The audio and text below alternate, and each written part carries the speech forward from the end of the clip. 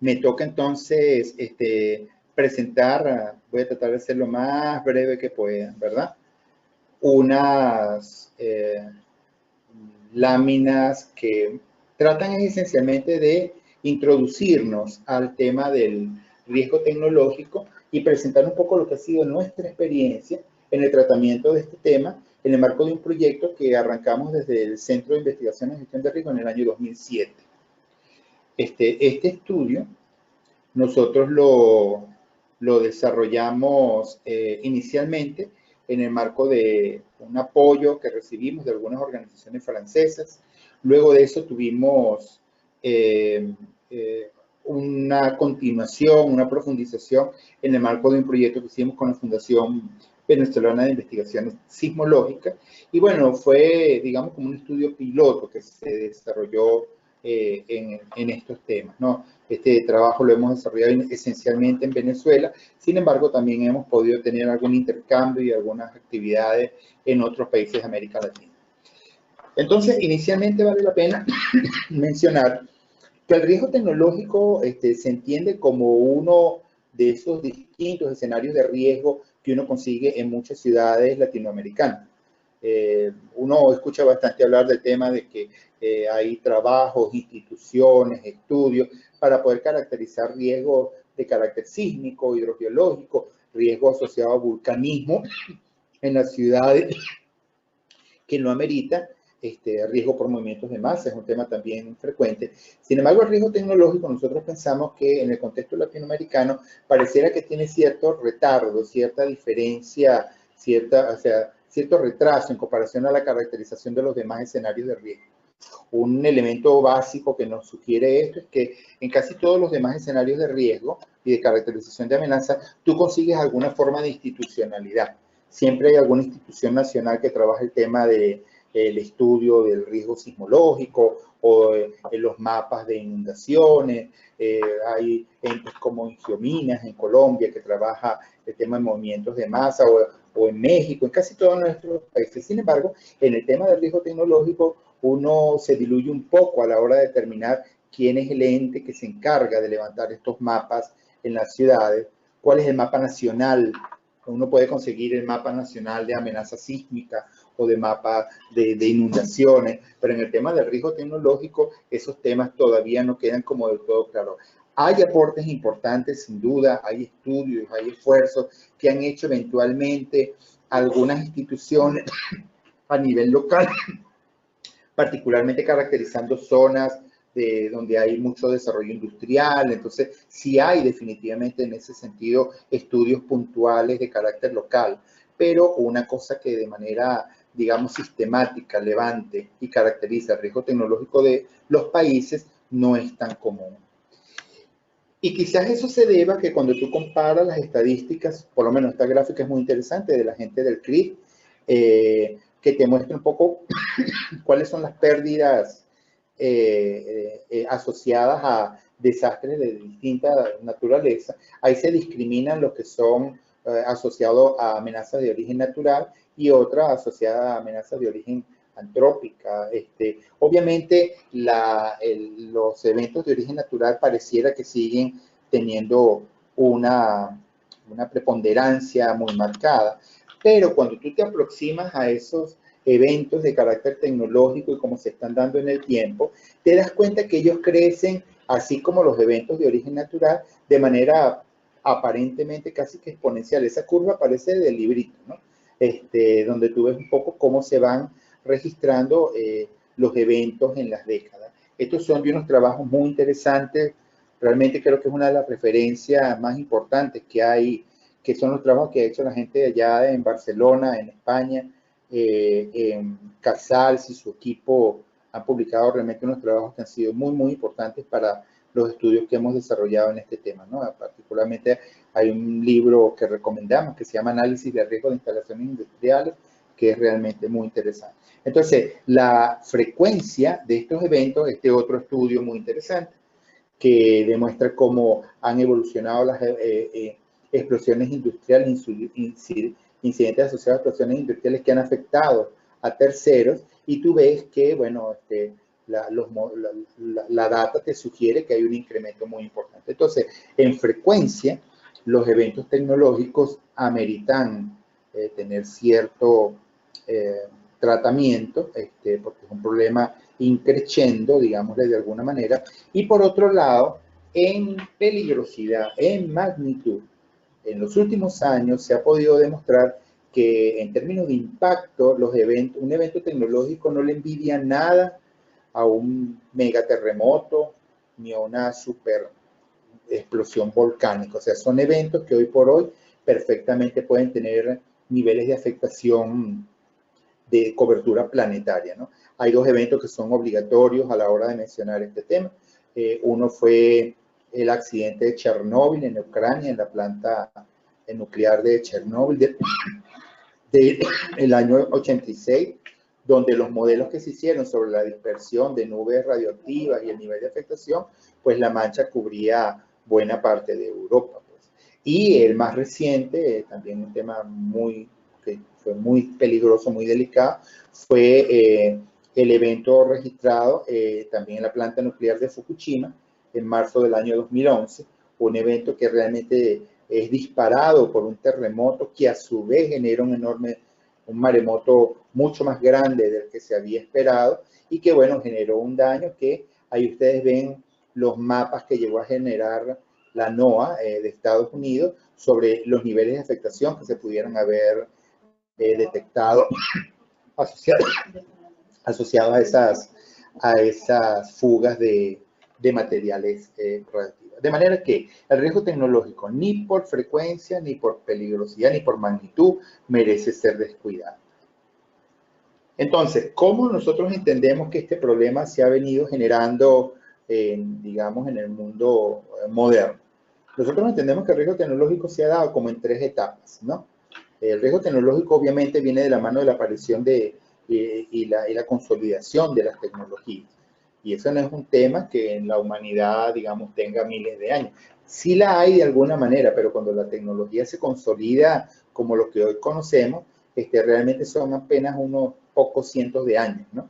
Los primeros momentos en que se da el riesgo tecnológico, uno los asocia a unas circunstancias en donde la amenaza tecnológica, que era la planta, la fábrica, la infraestructura peligrosa, se instalaba en el contexto urbano.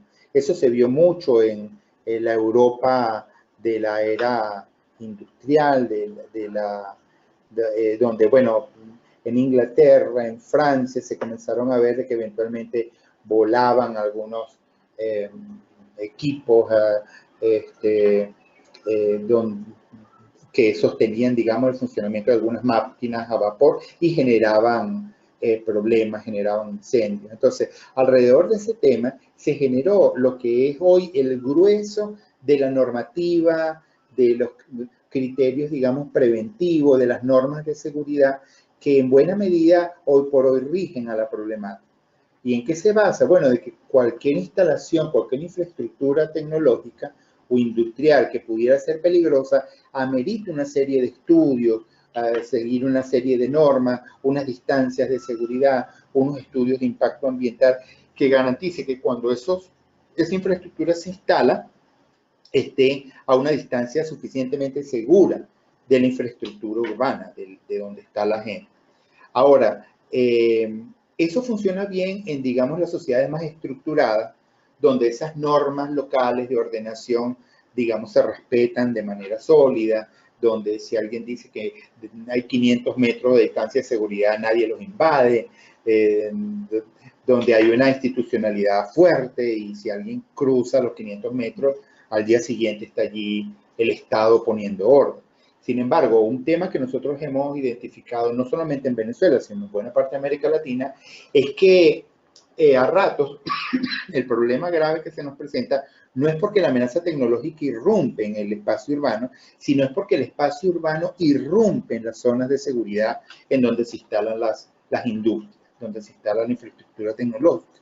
Hemos identificado un número muy importante de casos que hemos estudiado donde la empresa se instaló guardando las distancias de seguridad y haciendo todo correctamente, pero con el devenir del tiempo la ciudad crece, particularmente los asentamientos menos controlados, los asentamientos espontáneos, van ocupando esos espacios y llega un momento en que la ciudad, digamos, se traga las distancias esas de seguridad y termina, bueno, dándose una convivencia muy delicada entre infraestructura tecnológica peligrosa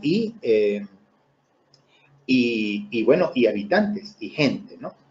Otro tema que hemos estudiado, un fenómeno curioso, es que inclusive en aquellos casos en donde la empresa está muy lejos, en una zona aislada, basta que la empresa esté allí para que inmediatamente en las sociedades, digamos, menos estructuradas, se comienzan a dar esa instalación, se convierte como en un imán, en un elemento que atrae el desarrollo de pequeños espacios que van creciendo alrededor de la empresa, porque bueno, los trabajadores están en la puerta siempre, bueno, esperando, no sé, alguna oportunidad de trabajo, entonces alguien monta un pequeño tarantín, un kiosquito donde vende ahí alguna cosa, algunas bebidas, y eso luego se va consolidando y hacen ahí una habitación, y luego entonces se da un fenómeno curioso en donde lo que se sugiere como solución para el problema en la etapa 1 no siempre funciona en las etapas adicionales. En el caso venezolano en particular, hemos estudiado este tema en la costa oriental del lago de Maracaibo y lo hemos estudiado en también alguna infraestructura tecnológica importante que hay en oriente del país, y uno ve claramente cómo, habiéndose instalado esa infraestructura, siguiendo todas las pautas, muy rápidamente tú te topas con escenarios en donde comienzan a convivir de una manera bastante delicada toda esa infraestructura tecnológica y toda esa cantidad de gente que comienza a vivir muy cerca de eso. Y una tercera etapa en donde nosotros entendemos que este tema ha evolucionado es que hoy por hoy uno pudiera decir que no es necesario que exista una instalación industrial para trabajar el tema del riesgo tecnológico, porque la ciudad misma es un sinónimo de riesgo tecnológico. Toda ciudad moderna, para poder funcionar, demanda un volumen importante de materiales, de insumos, de material depositado o que se utiliza para que ella pueda operar. Y entonces, ese tema de que tú solamente tienes que trabajar el tema de riesgo tecnológico en ciudades como Maracaibo o en Valencia, Maracay o en Maturín, se vuelve un mito. Y eso lo aprendimos justamente en el marco de algunos estudios que hemos desarrollado. Entonces, finalmente, ¿por qué razón uno pudiera decir de que hay que trabajar un poco en este tema de la caracterización de riesgo tecnológico? Primero porque, claro, la infraestructura tecnológica se rige por un montón de normas, COVENIN y un montón de protocolos que sugieren todas las condiciones que deben de existir para que esas fallas no se den. Pero eventualmente las fallas se dan, la estadística lo dice. Entonces, hay que mirar un poquito ese peor escenario, ¿no?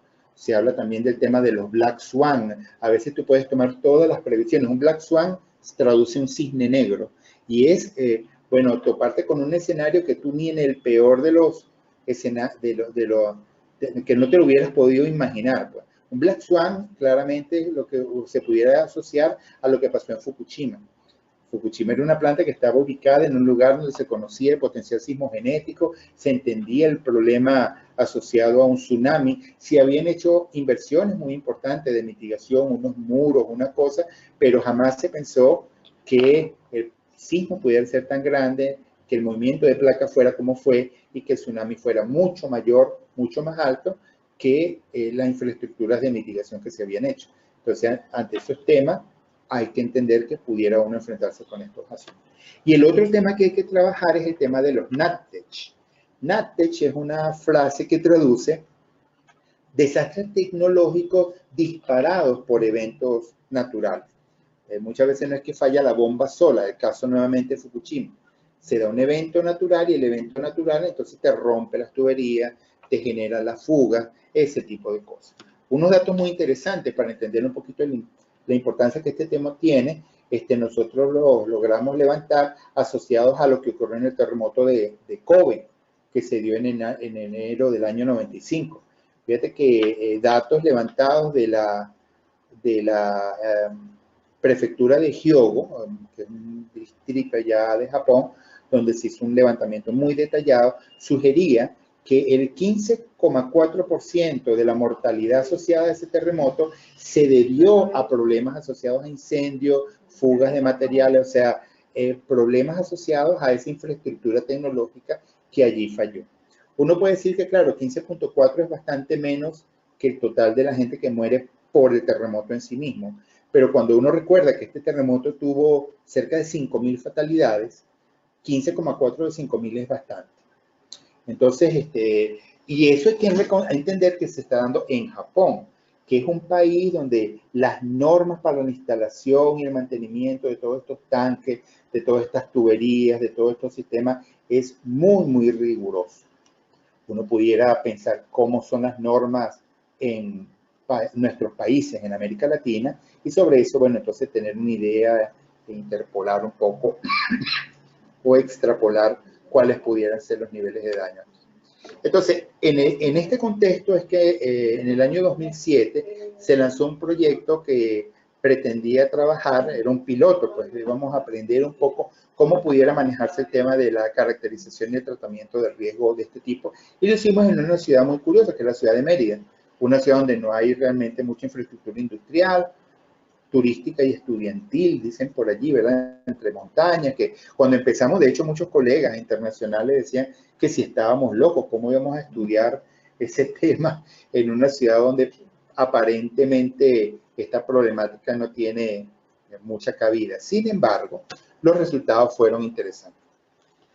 El método que se utilizó en aquel estudio arrancó inicialmente por un levantamiento de antecedentes históricos de lo que ha ocurrido en la ciudad en el tema de accidentes por materiales peligrosos. Esa data la sacamos del Cuerpo de Bomberos del Estado de Mérida, se levantó data desde el año 64 al 2009 y con eso pudimos hacer algunas curvas de frecuencia, peligrosidad para la ciudad, ¿no?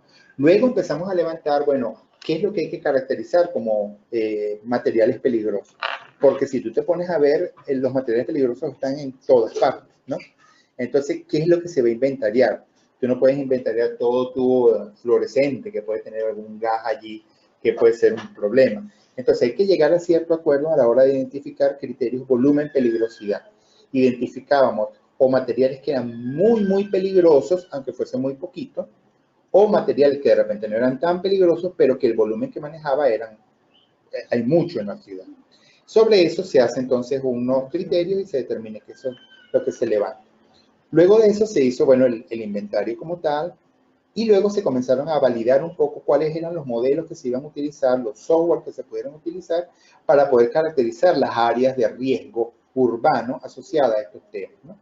Entonces, bueno, ahí está, sobre eso se hizo un trabajo interesante en el tratamiento de tecnologías de información geográfica y se pudieron hacer varios mapas y varias herramientas que fueron interesantes y luego transferidas, pues, a los entes que les compete este tema, que en nuestra opinión, para el caso venezolano, es a las instituciones de bomberos primordialmente, ¿no?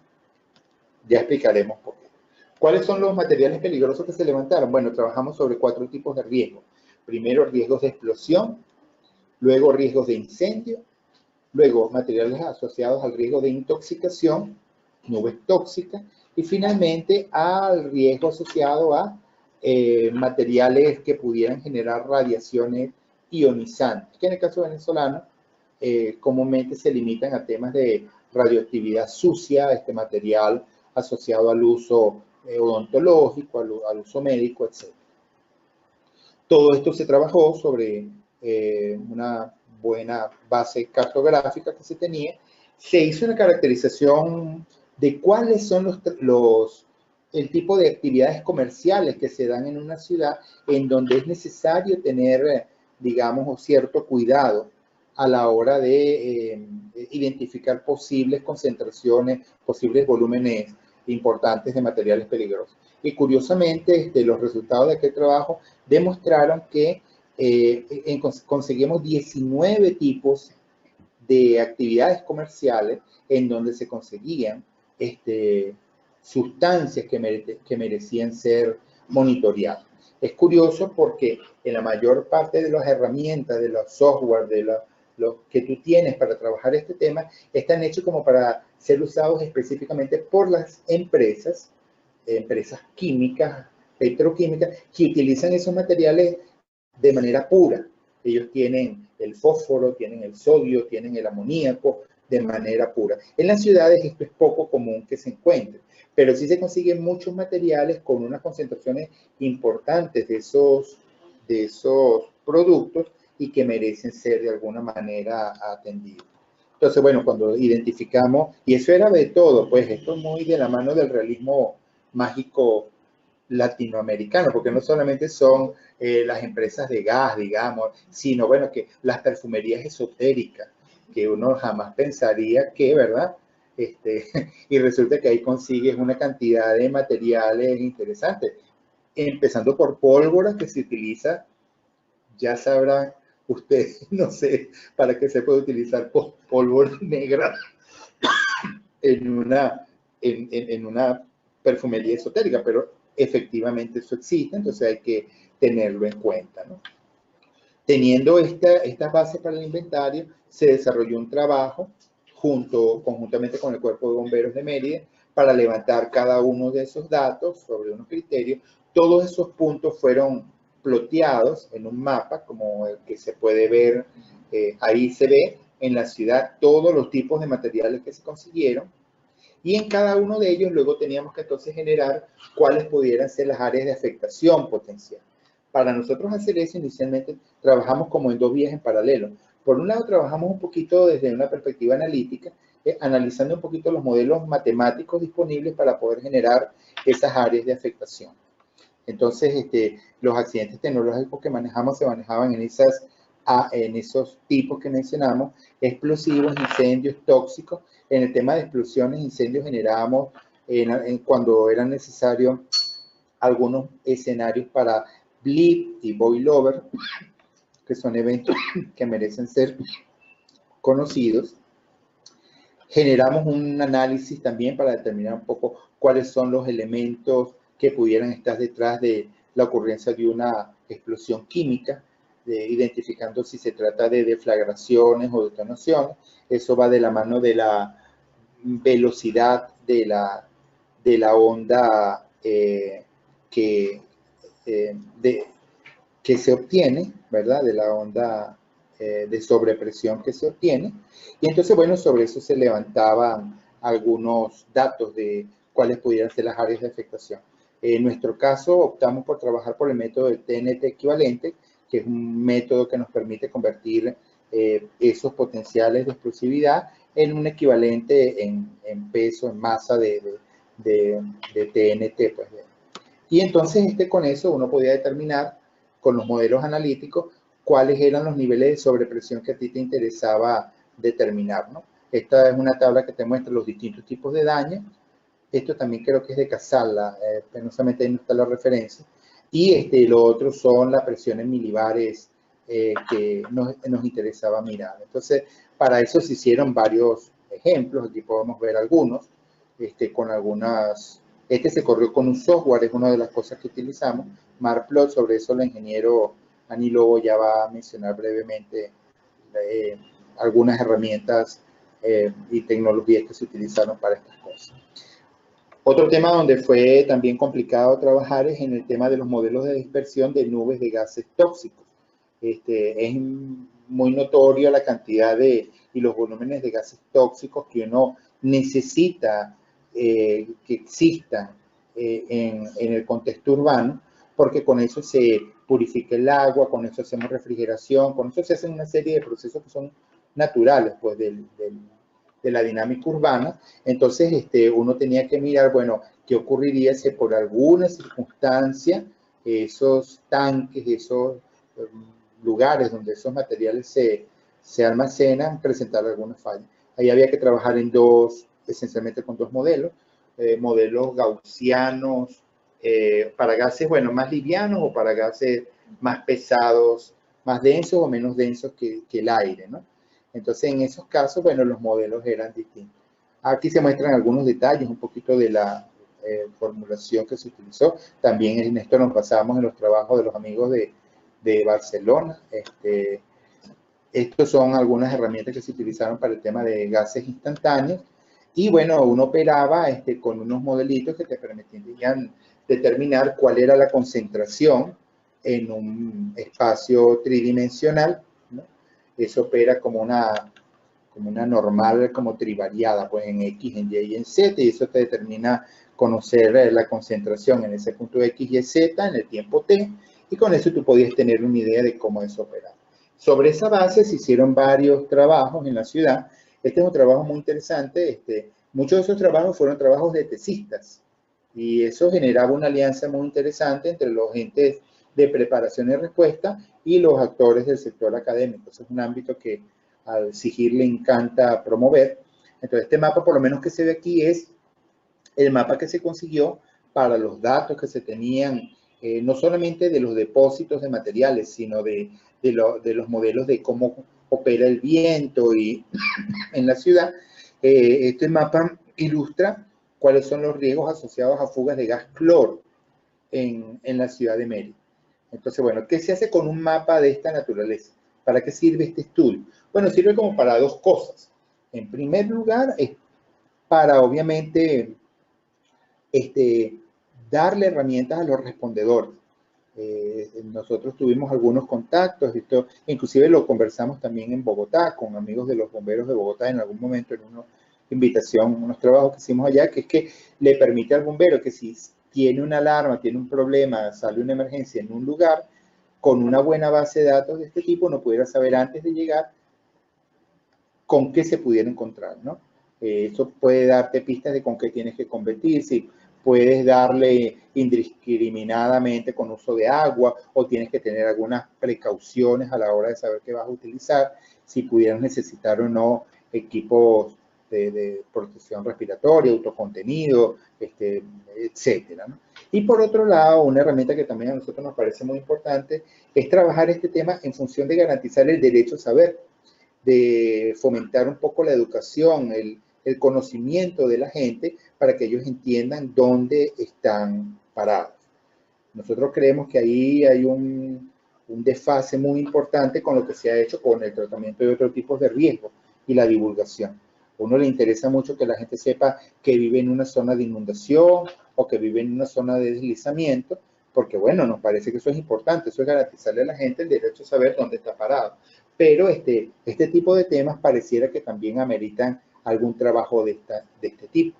Si una persona vive en una zona donde están esas manchas rojas asociadas a potenciales fugas de cloro, sería como interesante que la gente que vive allí entienda de qué se trata eso, cómo reconocen de manera incipiente problema asociado a alguna falla de esa naturaleza. Sí, que tengan como una conciencia espacial, pues, de las amenazas tecnológicas que les pudiera rodear. Y con eso generar protocolos de autoprotección comunitaria como mucho más acertados, que pudieran hacer para evitar, para minimizar un poquito los efectos de una fuga, hacia dónde es que les conviene hacer un desalojo en función de lo que te digan los mapas. Esas son cosas que creemos que son importantes que se incorporen en los programas de educación comunitaria que se dan en las instituciones de atención de emergencia. Entonces, bueno, ustedes pueden ver ahí las bases de datos que se levantaban, las manchitas que se iban generando. Estos son resultados del número total de elementos que se consiguieron. Ustedes pueden ver ahí, estos son el total de materiales que se identificaron en la ciudad en los primeros esfuerzos que se desarrollaron en este tema. Eso se hizo con Fundapris. Nuevamente se ve claramente aquí el tema volumen, peligrosidad, ¿verdad? Aquí en la parte de arriba conseguimos materiales que el volumen es muy poquitico, pero la peligrosidad asociada era muy, muy alta. Entonces era necesario catalogar. Y al final, bueno, tenemos materiales como la gasolina, el GLP, donde los volúmenes son muy altos. Entonces, uno tiene que llegar a algún acuerdo ahí, a algún criterio para manejar. Y otro tema que fue importante, y ya con esto casi estoy cerrando, es que al final era muy interesante cuando uno mezclaba esos mapas de amenaza con otros escenarios de amenaza que tú te consigues en la ciudad, por lo menos el tema de la amenaza sísmica, colocar esos punticos sobre los resultados de una microzonificación de riesgo sísmico o de amenazas asociadas a movimientos de masa. Eso es muy interesante porque tú sabes que a la hora de un evento, esos eventos no se dan por separado. O sea, el terremoto te genera el deslizamiento y el deslizamiento se lleva por delante los tanques de cloro y con esa espléndida complejidad tú tienes que lidiar, ¿no? Aquí vemos uno de esos resultados. Estos son los resultados preliminares que había tenido el Laboratorio de Geofísica de la ULA y FUNVISI asociados a la microzonificación sísmica, y sobre eso se sobreponían los materiales, las zonas que se consideraban como puntos de atención en los escenarios de riesgo tecnológico. Aquí algunos resultados que se han ido desarrollando, salen algunas herramientas. Las posibilidades del manejo son muy interesantes, ya tanto en 2D como en 3D, pero uno comienza a hacer trabajos de este tipo. La experiencia que nosotros desarrollamos en aquel momento, bueno, nos ha tener algún conocimiento interesante para poder enfrentar este tipo de retos.